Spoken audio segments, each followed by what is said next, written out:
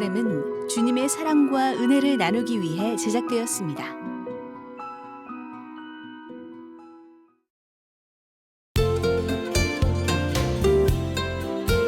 스테이스 리처마신의 시청자 여러분 안녕하세요. 스테이스 스페셜 크리스천 초대석의 유혜영입니다. 네, 농부가 수확을 하는 가을이 돌아왔습니다. 우리의 삶의 영역에도 풍성한 열매들이 준비되어 있는지 한번 되돌아보는 귀한 시간이 되었으면 좋겠습니다. 네, 오늘은 특별히 아주 귀한 분 스튜디오에 모셨는데요. 부산 장신대학교의 탁질 교수님 자리해 주셨습니다. 교수님 안녕하세요. 반갑습니다. 안녕하세요. 네, 네. 우리 시청자 여러분들께 인사 말씀 좀 부탁드립니다. 네, 저는 부산 장신대학교에서 교회사를 가르치면서 또 기독교 이단에 관심을 갖고 연구하고 있는 탁질 교수라고 합니다. 오늘 이렇게 시청자 여러분들 뵙게 돼서 대단히 반갑습니다. 네, 반갑습니다, 교수님. 네. 현재 그 부산 장신대학교에서 교편을 맡고 계시잖아요. 네네. 근데 작년에는 교수님이 굉장히 바쁘셨다고 해요. 세월호 사건 때문에 더 많이 바쁘셨다고 얘기를 들었는데 그 얘기 좀 잠시 나눠주시겠어요? 그리고 저도 뭐 아이들을 키우고 있지만 네. 대한민국의 모든 부모들이 참 마음 아팠던 시간인 그렇죠. 것 같아요. 특별히 그 충격적인 그 사건이 또 우리 기독교가 이단으로 정하고 있는 한 단체와 그 연관성을 갖고 있다는 게 밝혀지면서 네. 사실 교회의 관심도 그만큼 증폭됐던 것 같아요. 그렇죠. 특별히 사실 구원파라고 하는 용어가 그렇게 쉽게 쓸 수 없는 용어인데 네. 일반 방송까지도 구원파 혹은 이단이라는 이야기가 보편적으로 쓰일 만큼 그런 문제들이 일어났던 것 같아요. 네. 근데 그 지난해 그 일을 겪으면서 느꼈던 것 중에 하나는 이런 잘못된 종교의 문제, 특별히 기독교와 연관되어진 이단 문제에 네. 교회의 역할이 참 중요하다 하는 것을 느끼게 됐습니다. 네. 한국 사회에 이런 종교와 관련된 문제가 일어났을 때 네. 공권력의 한계가 있는 것 같아요. 어떤 한계냐면은 공권력은 사건이 일어나야 그 문제의 해결을 위해서 개입하지 않습니까? 네. 또 언론의 힘도 크긴 하지만 언론도 역시 사건이 발생해야만 그 일을 공론화하고 네. 또 그 일을 해결하는데 또 힘을 쓰게 되죠. 네. 공권력이나 언론은 어떻게 보면 예방 대처 기능이 약한 면이 있다고 생각합니다. 네. 근데 이 이단 문제에 있어서는 교회가 그런 기능을 갖고 있는 것 같아요. 교회는 그런 이단 문제 안에 있는 위험성을 우리가 간파할 수도 있고 네. 그것에 대한 예방적인 역할을 할 수 있거든요.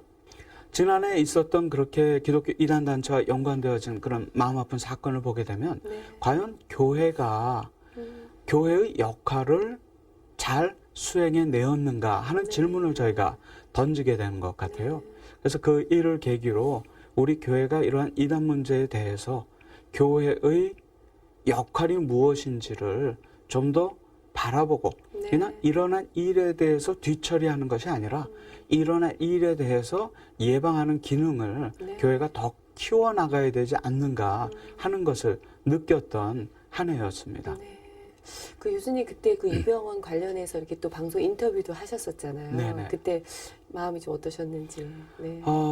유병헌 씨 경우에는 저희 선친, 이단 연구를 하셨던 저희 선친과도 또 오랜 악연이라면 악연일까요? 네. 그 초기부터 그런 관련성이 좀 있었기 때문에 좀 그런 부분도 있지만 사실 1년이 지나서 이것이 사건이 멈춰진 것이 아니라 최근에도 제가 이 사건과 연관되어져서 언론중재위원회라든지 또 출석해서 이 문제와 관련된 또 법적이면 법적이라고 할 수 있는 공방들이 이어지고 있고 네.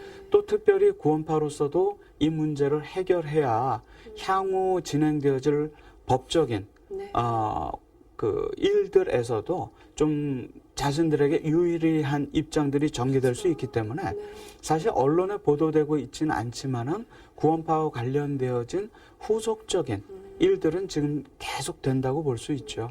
그래서 저는 뭐 가정적으로도 그렇지만 지난해 일과도 관련해가지고 네. 아직은 마침표가 찍어지지 않은 그런 일들이 좀 연속되고 있다는 생각을 하게 됩니다.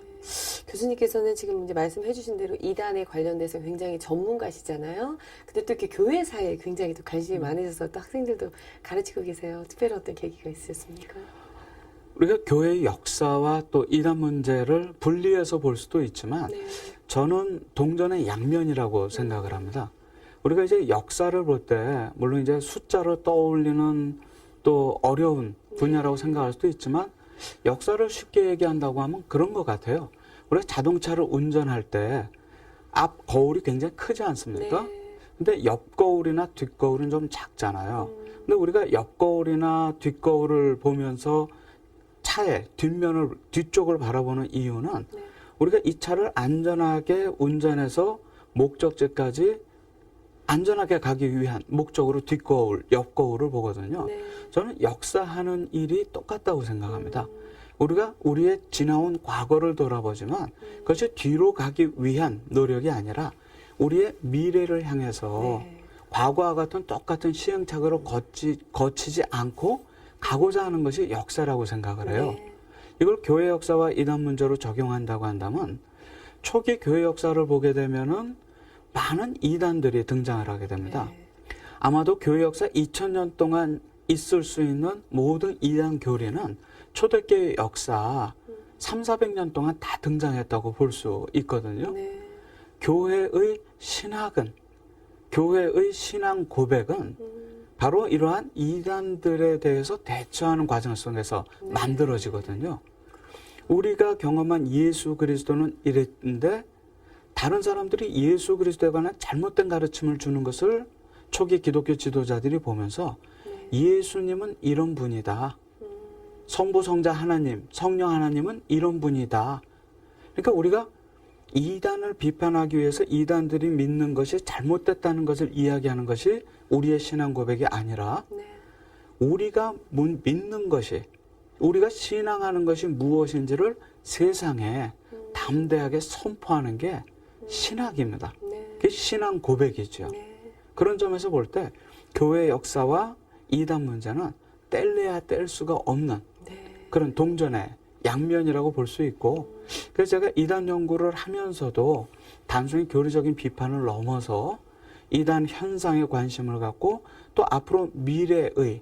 예방 대처에도 관심을 갖는 데 있어서 교회사가 주고 있는 도움이 크다고 생각을 합니다. 네. 그 부산 경남 지역 교회사는요. 그래도 아직 그 수도권에 비해서 아직 발굴해야 될 부분이 굉장히 많다고 들었어요. 교수님 생각은 어떠신가요? 아마 없는 것이 아니라 네. 말씀대로 우리가 찾아야 될 게 참 많은 것 같아요. 네. 최근 요 몇 년 동안 개인적으로 조금 마음을 따뜻한 경험들을 하고 있는데요. 네. 어떤 경험이냐면 제가 알고 있는 알렌 스튜어드라고 한국 이름은 서두하라는 선교사님이에요. 네. 이 지역에서 오랫동안 활동하셨고 특별히 제가 있는 부산장신대학교의 교장, 네. 그 당시에 60년대에 계셨던 분이시죠. 사역을 마치시고 지금은 이제 호주에 거주하고 계시는데요. 예전에 저희 학교가 50주년을 맞았을 때 한번 초청을 했었는데 네. 오신다고 해서 마음이 참 좋았는데 행사를 한 일주일 남기고 이메일을 주셨어요. 네. 사모님이 그때 아프셨고 또 자식들이 일을 하는 동안 또 아이들, 손주들도 돌보셔야 돼서 네. 못 오시겠다고. 제가 그런 생각을 했습니다. 하나님께서는 이런 젊은 벽안의 호주 청년을 네. 우리나라에 와서 사역하게 하시고 네. 그분이 은퇴한 뒤의 삶이 우리가 일반적으로 보기에 그닥 어떤 풍족한 생활을 하고 계시지는 않는다는 생각했습니다. 네. 이제 연세가 90이 이제 되신 선교사님이라 네. 일전에 한국을 방문하면서 A4 용지에 빼곡히 적힌 편지를 한 장 주시더라고요. 네. 근데 그 편지를 읽어보니까 편지가 아니라 그분이 가지고 계신 책의 제목과 특징을 쭉 나열해 주셨더라고요. 네. 이게 뭡니까 했더니 앞으로 저에게 차근차근 보낼 책이라고, 학생들, 후학들을 위해서 쓰시면 되겠다고 네. 해서 참 마음이 뜨거웠던 적이 그렇네요. 있었어요. 네. 그리고 그 책이 왔는데 그 박스 안에 성찬기가 들어있는 거예요. 나무로 된 성찬기인데 선교사님이 30년 전에 어떤 목수에게 받으셨다고 하는 나무 성찬기였어요. 귀한 거네요. 그러면서 저한테 예수님도 목수였고 네. 이런 나무 성찬기가 지금 빛은 발했지만 교수님께서 사용하셨으면 좋겠다고. 그래서 제가 저희 학교에서 채플 시간에 제가 성찬 집례를 하면서 그 나무로 된 성찬기를 이용해서 네. 성찬을 나누었거든요. 근데 너무나 뜻깊은 시간이었어요. 네. 그리고 또 얼마 전에는 연필 스케치를 배우셨다고 네. 저희 가족 사진을 스케치해서 보내신 겁니다. 그래서 제가 그걸 제 연구실에 이렇게 걸어놨는데요. 이분의 이런 따뜻한 마음을 느끼면서 또 그분을 비롯한 수많은 호주 선교사님들이 부산과 또 진주, 또 거창, 마산, 통영 이런 곳에서 부산 경남 지역을 복음화하기 위해서 헌신하셨거든요. 그분들의 사역 현장, 또 그분들이 오기 전에 캐나다, 미국 이 각지에서 온 선교사님들의 이야기가 네. 부산 지역 곳곳에 숨어 있습니다. 사실은 우리가 걸어다니는 그냥 평범한 일상의 거리들이지만 그곳에는 이러한 선교사님들의 이야기가 많이 있어요. 그렇죠. 특별히 가장 중요한 것, 부산교회사가 아니라 우리 한국교회 역사를 보더라도 지금 광복동에 가면은 굉장히 유명한 그 백화점이 하나 있죠. 네. 그 백화점 건너편에 보면은 그 건너편에는 19세기 말 선교사님들이 우리나라를 찾을 당시에 해관, 네. 세관이 거기에 있었습니다. 모든 한국을 찾아오는 선교사님들은 그곳에 첫 발을 내디뎠죠. 네.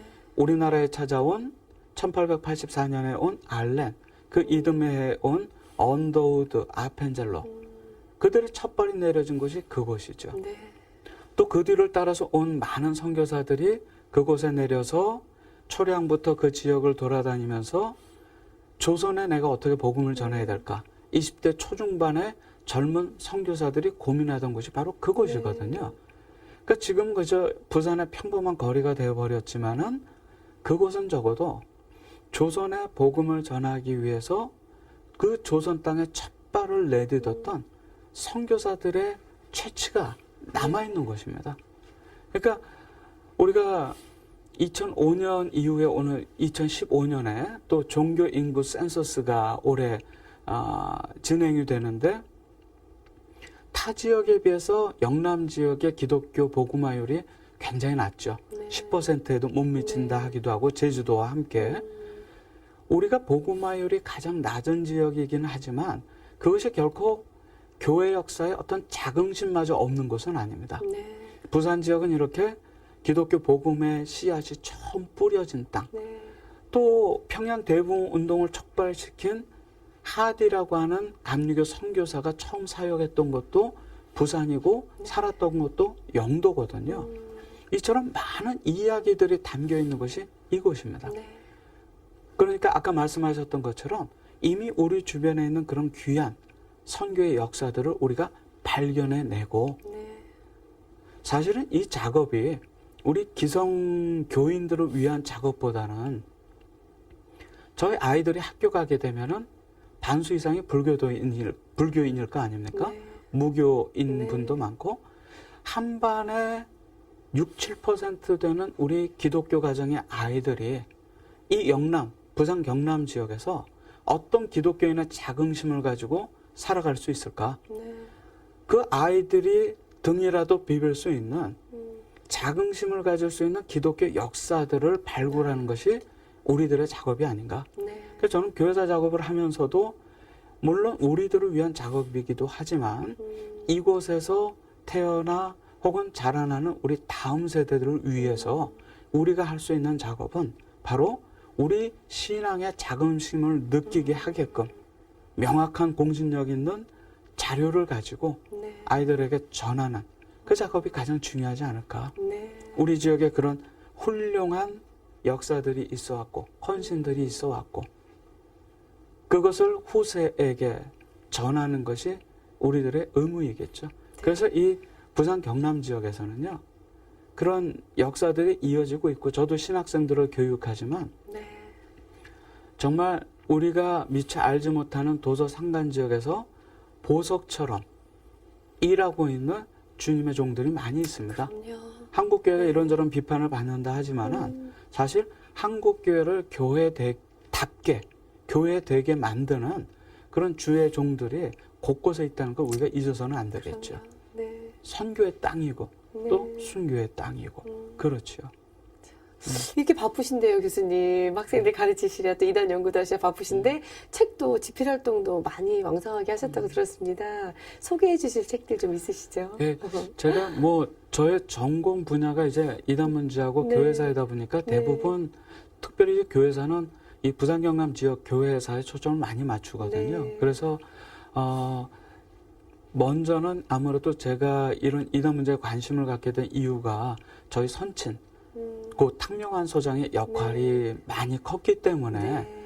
선친이 거의 30여 년 동안 현장을 다니시면서 네. 찍은 사진들, 모은 자료들 이런 것들이 이러한 파일 박스로 3,400개가 됩니다. 네. 그 선친이 그 다니시면서 발굴하셨던 사진 자료들을 모아서 네. 사료 한국의 신흥종교라는 책 제목으로 선친의 어떤 활동, 피땀이 흘렸던 그런 것들을 사료집으로 네. 내었죠. 그래서 그 책을 보게 되면 아마 일제 강점기 때부터 네. 한국 기독교 이단 역사에 생생한 어떤 사진들, 자료들을 볼 수가 있고요. 네. 그 공부를 통해서 얼마 전에는 제가 이단이라는 단행본을 냈습니다. 네. 그 책은 이제 교회사를 전공하다 보니까 이단 문제에 대해서 좀 교회사적으로 접근하면서 커다란 이단 문제의 좀 숲을 볼 수 있었으면 하는 마음으로 그 책을 집필하기도 했고 조금 외도인도 또 싶긴 하지만 어떤 쓴 책 중에 찬송으로 듣는 교회사라는 책이 있습니다. 네. 다른 것보다도 우리가 좋아하는 찬송을 생각해보고 남이 좋아하는 찬송을 듣게 되면은 나의 신앙, 상대편의 신앙이 어떤 형편인지를 우리가 좀 이해할 수 있거든요. 네. 근데 교회 역사를 보게 되면은 초대교회로부터 그 시기에 신실한 신앙인들이 애창했던 찬송들이 있습니다. 그 찬송들을 조용히 듣고 있노라면은 그 신앙인들의 신앙 고백이 그 안에 담겨 있거든요. 네. 그래서 그 찬송을 통한 그 신앙 고백과 그 교회사적인 배경적인 이야기들을 다듬어서 책을 내기도 했었고요. 네. 대부분이 이제 이단 문제 혹은 이런 교회사와 연관되어진 부분에 이제 연구를 조금 열심히 하려고 하고요. 네. 지금부터 가장 중요한 시기로 저 개인적으로는 접어들었다고 생각을 해요. 네. 그래서 좀 더 열심히 또 교회 또 지역 그리고 또 저의 어떤 이런 신학하는 저를 위해서도 또 좀 열심히 좀 노력하려고 그러고 있는 중입니다. 네. 아버님이셨잖아요. 탕명환 소장님. 네. 그때 그런 이렇게 가슴 아픈 일이 있었을 때 사실 저희들 모두가 다 정말 크리스찬들이 다 가슴 아파했었던 그런 사건이 아니었나 싶은데 탕명환 소장님 모르시는 분 아마 거의 없으실 거예요. 근데 어떤 분이셨는지 시간 아들의 눈으로 뵌 아버님과 그런 어떤 업적들에 대해서 한번 이야기 나눠주시면 좋을 것 같아요. 먼저는 좋은 아버지죠. 네. 아버지는 아들 셋을 키웠고 저는 두 아들과 딸을 키우고 있는데 네. 세 자녀를 키우면서 이제 또 신학을 하면서 느끼는 것은 아버님도 굉장히 바쁘셨지만 바쁜 시간 중에 작은 시간을 사랑하는 가족을 위해서 내어줄 수 있는 분이셨다는 것. 네. 그러니까 제가 생각하는 첫 이미지는 좋은 아버지. 네. 그리고 제가 아이들을 키우고 아이들을 대할 때 그분을 모델로 삼는다는. 저한테 있어서 이건 굉장히 중요하거든요. 그럼요. 적어도 신앙인이 이율배반적인 삶을 살지 않고 네. 밭과 안에서 행동이 그래도 다르지 않았다고 한다면 존경받을 너무나 수 대단히 있다고 생각합니다. 존경받을 일이죠. 네. 그런 점에서 저희 선친은 제가 자랑스러워하는 아버지예요. 네. 그리고 다른 것보다도 어떤 유명한 종교인이나 혹은 그걸 떠나서 좋은 신앙인이셨습니다. 네. 늘 그때 당시만 해도 이제 이단 연구가 지금은 여러분들이 또 관심을 갖고 계시지만 그때만 하더라도 독보적이셨죠. 예, 네. 혼자 하시면서 또 뭐 통일교나 동방교 등등의 이단 단체들의 위협이 네. 지금처럼 사회가 성숙된 사회가 네. 아니었기 때문에 직접적인 물리적인 피해도 많이 입으셨거든요. 그런 것을 이겨 나아가면서 이 일을 했다는 점에 있어서는 저는 참 좋은 신앙인이었다. 네. 그런 생각을 하고요. 좋은 연구자였다. 네. 제가 이제 이렇게 이단 문제에 대한 연구를 하면서 느끼게 되는 것 중에 하나가 참 아버지가 살아계셨으면 아버지에게 물어보고 싶은 것이 많지만 네. 저는 늘 아버지는 책이나 남겨진 영상을 통해서 간접적인 대화만 하니까 네. 문서 스승이죠. 그런 점에서 이제 그분이 현장에서 뛰면서 또 활동하셨던 부분들이 가장 그 교훈적으로 다가오는 것 같아요. 그리고 무엇보다도 그러한 그분의 삶과 그리고 그분의 죽음이 저에게 줄 수 있는 가장 큰 것을 주셨구나. 네. 특별히 감사하는 것은 저는 이단 문제를 생각할 때 다른 어떤 뭐 고상한 신학적인 논리나 어떤 모든 것을 떠나서 저 역시도 이러한 이단 문제를 통해서 사랑하는 가족을 아버지를 잃으면서 네. 저희 가족들도 혼란스럽고 힘든 시기를 보냈기 때문에 네. 최근에 신천지나 등등 이단 문제로 인해서 사랑하는 배우자나 자녀 또 부모들이 빠졌을 때 겪는 가족들의 아픔, 고통 그런 것을 그래도 조금이나마 이해할 수 있는 그런 마음을 선친이 주신 것이 아닌가. 그래서 이단 문제를 접근할 때 그냥 저는 객관적일 수 없죠. 네. 역사는 객관적일 수 없다고 생각합니다. 제가 가지고 있는 이단 문제를 바라보는 관점은 선친의 문제를 뗄래야 뗄 수가 없고 그렇죠. 그 중에서 제가 그래도 꼭 잡고 싶어 하는 것은 선친이 그런 피해를 겪은 것처럼 이단 문제를 겪고 있는 분들도 그런 피해를 겪고 있고 그분들의 눈높이에서 이 문제를 봐야겠구나 하는 것은 변함이 없습니다. 예, 좀 가족 얘기 들어보니까 참 따뜻한 가족이었다는 생각이 들어요. 근데 교수님 그 유년 시절 기억 중에 가장 기억에 남는 어떤 사건들이 있다면 어떤 사건이 있을까요? 따뜻한 가족이라 표현해 주셨는데 네. 제가 생각할 때는 가족의 소중함을 느낄 수 있는 사건의 연속이었던 것 같아요. 네. 그래서 어떻게 보면 굉장히 좀 반대되는 그만큼의 사건들이 많았던 것 같아요. 네. 선친이 이단 연구를 하니까 제가 초등학교를 6군데를 다녔습니다. 신학을 하면서 이단 연구를 하시니까 네. 가정보다는 주로 외부 활동이 많으셨고 또 어머니가 집에서 저희 세 자녀를 돌보시고 네. 하다 보니까 거의 매년 이사를 월세 전세방을 전전하게 되는 거죠. 네. 그런 기억들. 근데 아버지가 하시는 일이 늘 자랑스러웠던 것 같긴 해요.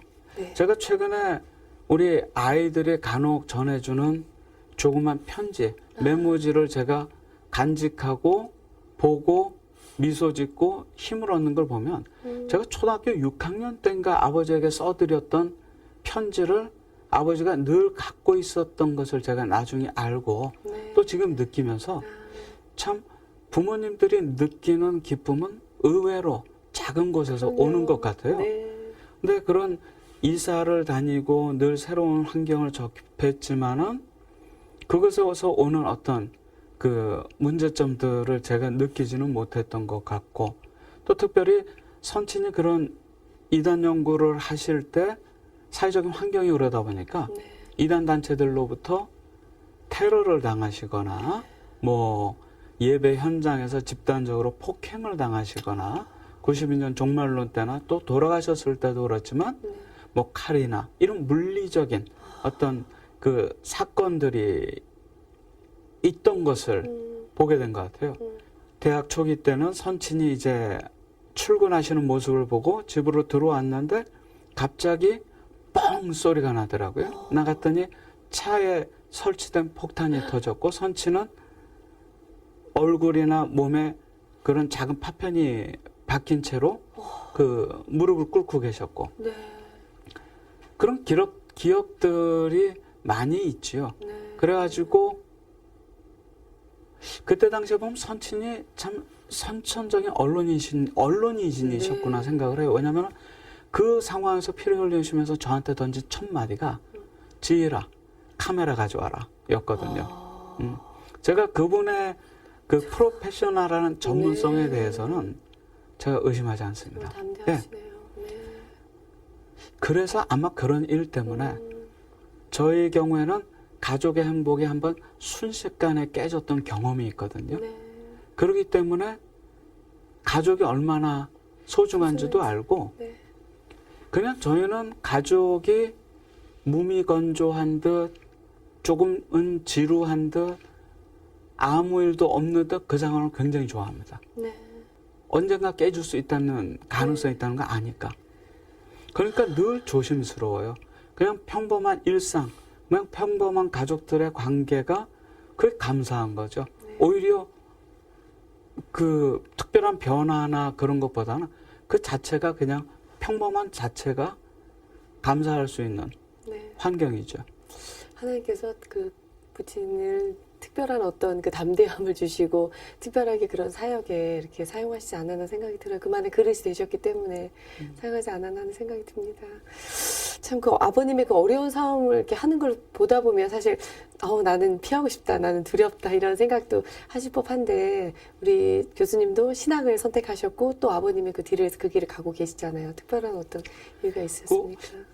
간혹은 어떤 뭐 소명이라고 하는 거창한 이름으로 표현해 주시기도 하는데 저를 비롯해서 저희 형제들의 선택은 뭐 단순합니다. 네. 저희가 좋아했던 아버지, 그분이 남기신 일, 그런데 다른 사람들은 쉽게 하지 않으려고 하는 일, 네. 그럼 저희가 해야 되잖아요. 안 그러면은 계속적인 마음의 짐으로 남을 것이고, 그래서 저희가 했고, 또 그리고 한다면은 두 가지 선택이 있겠죠. 등 떠밀려서 하든지, 아니면 기쁜 마음으로 능동적으로 하든지, 네. 후자의 삶이 더 복되지 않을까 싶어요. 그래서 뭐 어떤 다른 거창한 어떤 의미보다는 사랑했던 아버지가 남긴 일을 우리가 하고 있고, 운명처럼 주어진 일이라고 한다면은 기쁘게 하는 게 좋지 않을까 싶어요. 네. 특별히 제가 이런 신학이나 이런 문제에 관심을 가졌을 때 아버지가 이 문제를 하기를 원하면은 목회자와 교수가 되면 박사가 되면 좋겠다고 얘기를 하셨어요. 네. 그 얘기는 선친 신학은 다 하셨지만 안수는 받지는 않으셨어요. 네. 그러니까 무슨 문제가 생기고 어려움을 겪으면요. 목회자는 노회 소속이고 교단 소속이거든요. 네. 교단과 노회가 선친에 대해서 적극적으로 보호해 주지는 않았던 것 같아요. 네. 선친은 또 현장 곳곳을 다니면서 누구보다도 많은 연구의 업적을 가지고 계셨거든요. 네. 근데 단지 박사가 아니라는 이유로 자료는 다 편하게 사용하시지만 네. 선친에 대한 학문적인 이해는 적었던 것 같아요. 아마 그런 어려움이 있기 때문에 저에게 목사와 박사가 되라고 그러신 것 같아요. 네. 그래서 뭐 그렇게 공부했고 목사와 박사가 되어서 이 일을 하면서 느낀 것은요. 제가 목사와 박사가 됐기 때문에 제가 결코 가질 수 없는 것이 생겨버렸습니다. 그리고 선친이 목사가 아니고 박사가 아니었기 때문에 그분만이 하실 수 있었던 일이 있다는 걸 확인했어요. 하나님이 공평하신 거죠. 네.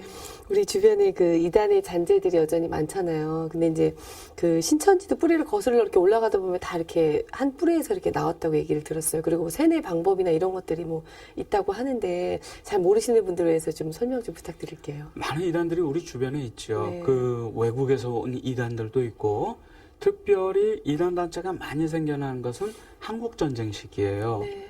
전쟁이 있고 또 사회적인 여러 재해도 있고 할 때 또 기성교회는 그런 어려움에 대한 답을 교인들에게 주기보다는 네. 그 시기에 또 교회 분열이 많았거든요.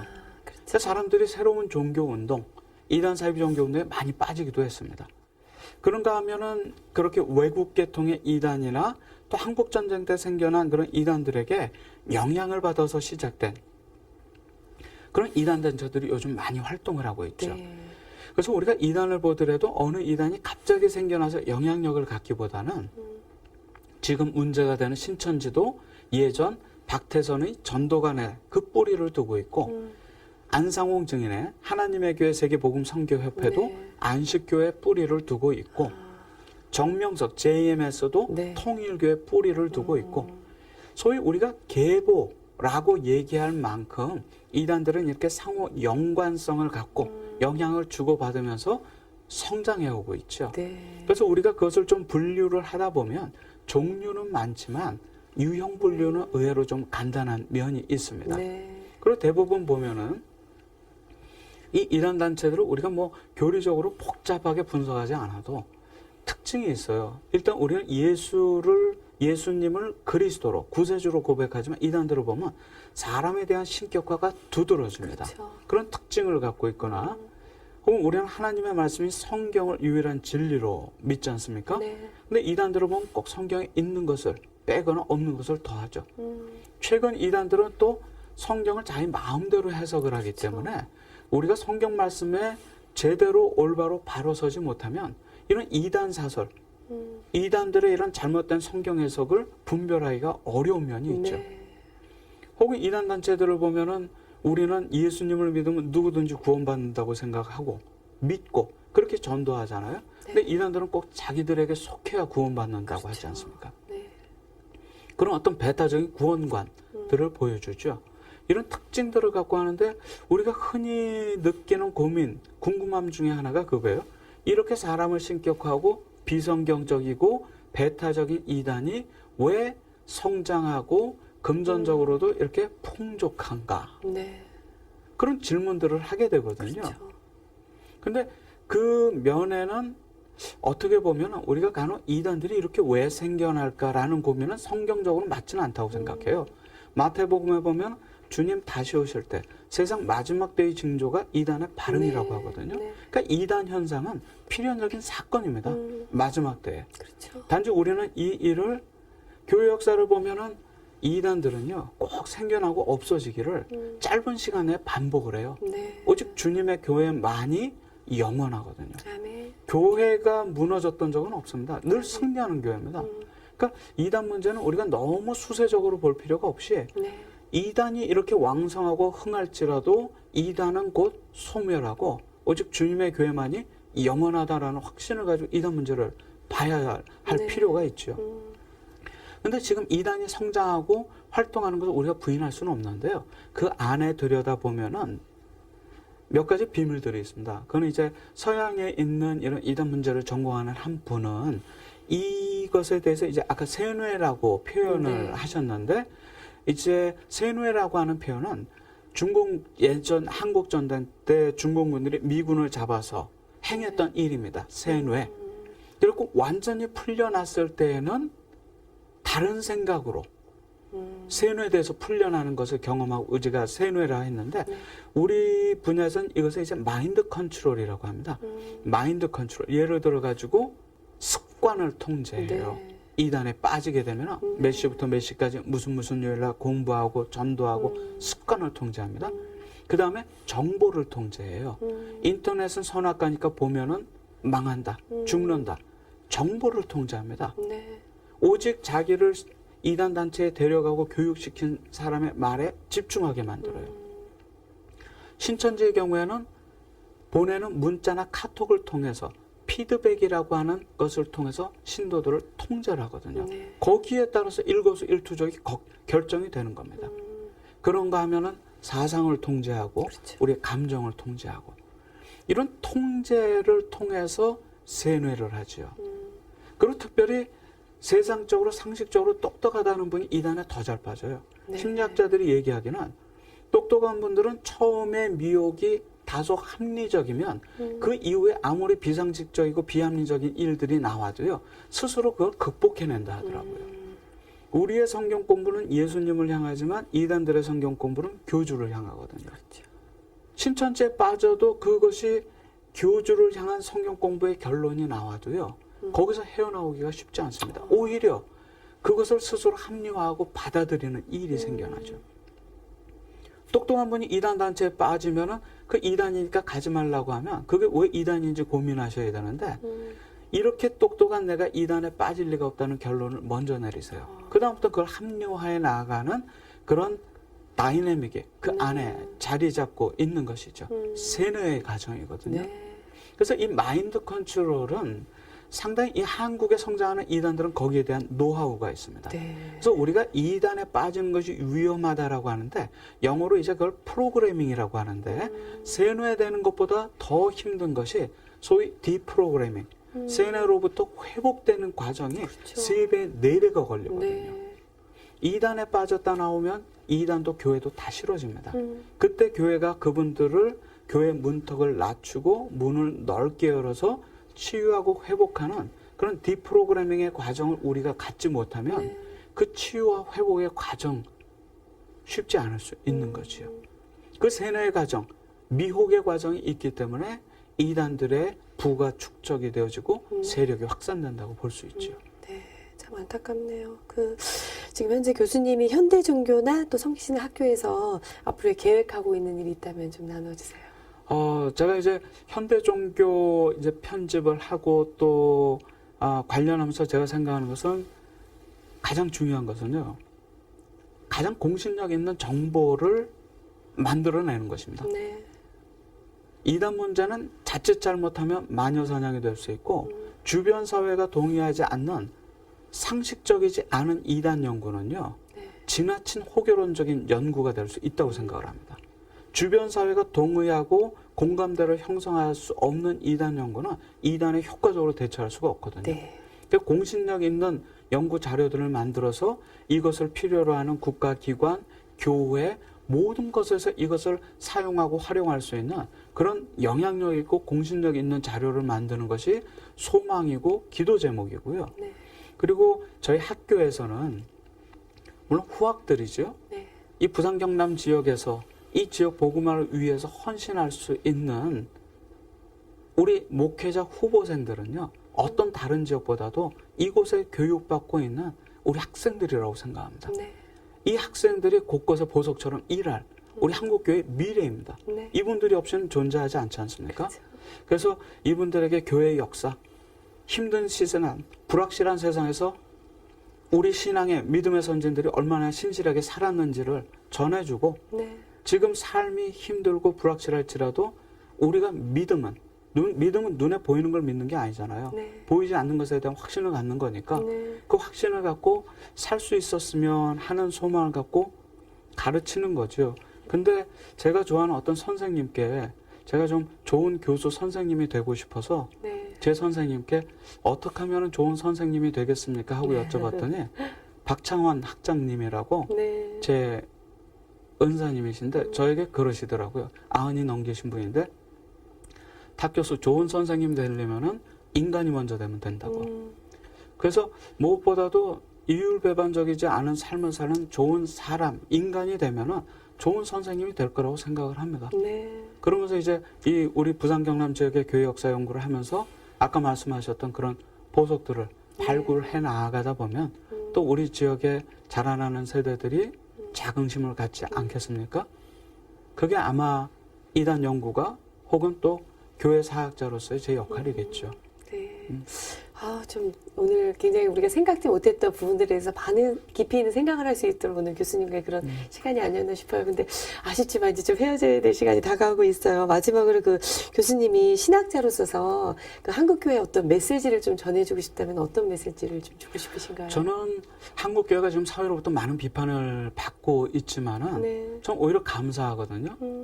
애정이 있을 때 비판하는 겁니다.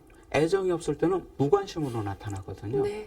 모든 한국 사회의 한국인들은 구한 말부터 한국교회가 어떤 긍정적인 역할을 해왔는지를 알고 계시다고 생각합니다. 네. 사회는 무섭거든요. 한국교회가 그 기대치에 못 미쳤을 때 한국 사회의 날카로운 비판이 우리를 향할 수 있다고 생각합니다. 네. 저는 그 메시지를 한국교회가 듣고 그 비판의 목소리에 귀를 기울이고 우리 스스로 교회를 새롭게 하고 개혁해내지 않는다고 한다면 네. 교회는 개혁의 주체가 아니라 개혁의 대상으로 전락하는 거죠. 종교개혁 당시에 중세교회가 그렇게 새로운 종교개혁을 직면할 수밖에 없었던 이유는 네. 그런 개혁의 목소리를 담아낼 수 있는 그릇을 만들지 못했기 때문이거든요. 네. 한국교회가 지금 이단 문제를 통해서 혹은 사회적 비판을 통해서 한국교회에 대한 애정들이 쏟아지고 있다고 저는 생각합니다. 네. 이단들이 비판하는 그 내용 속에는 한국교회가 지금 잃어버리고 있는 그 무언가가 그 안에 담겨 있거든요. 네. 이것을 계기로 해서 우리 교회가 새로워지고 개혁에 성공한다면 우리 교회는 지속될 것이고 그렇지 못한다고 한다면 종교개혁교회가 나타났던 것처럼 우리 교회는 또 다른 개혁의 주체들이 우리 교회 안에서 나타나겠죠. 네. 근데 물론 교회는 우리의 교회가 아니라 하나님의 교회이니까 아멘. 하나님께서 책임져 주시리라고 생각을 합니다. 아멘. 음. 마지막으로 교수님 기도 제목 있으면 이 시간 나눠주세요. 저희가 함께 기도하도록 하겠습니다. 특별히 오늘 시간을 통해서 제가 하나 그 기도 제목을 조금 나누고 싶은 것이 있습니다. 네. 그건 뭐냐면은 이제 저희 아이들이 이제 큰 아이는 이제 얼마 전에 제대를 하고 둘째 아이는 지금 이제 저 위쪽에 군복무 중에 있어요. 네. 그리고 아이가 이번에 그 수능을 준비를 하고 있는데 네. 학교에서 만나는 우리 청년들, 대학생들을 보면서 느끼는 생각이지만 우리 기독 청년들 정말 주님의 귀한 이 청년들이 힘든 시기를 살고 있는 것 같아요. 네.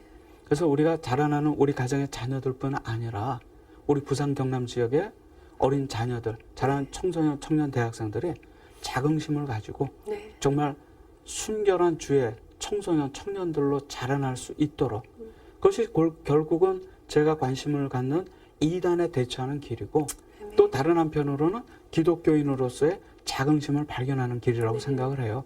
그래서 오늘 시간만큼은 자라나는 우리 청소년들, 청년 대학생들을 위한 기도를 우리들이 함께 했으면 하는 그 네. 마음입니다. 네.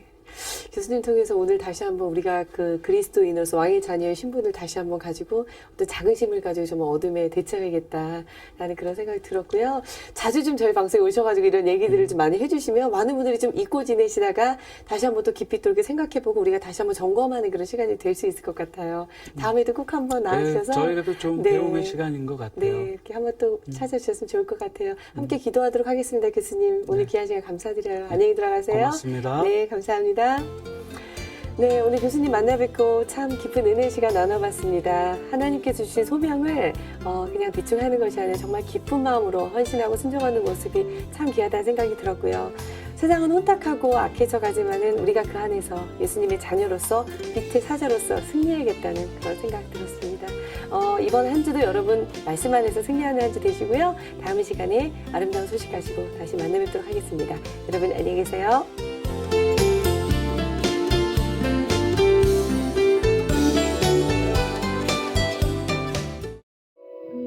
이 방송을 보시고 영상 선교에 참여하실 분은 ARS 060-800-1111번을 눌러주세요.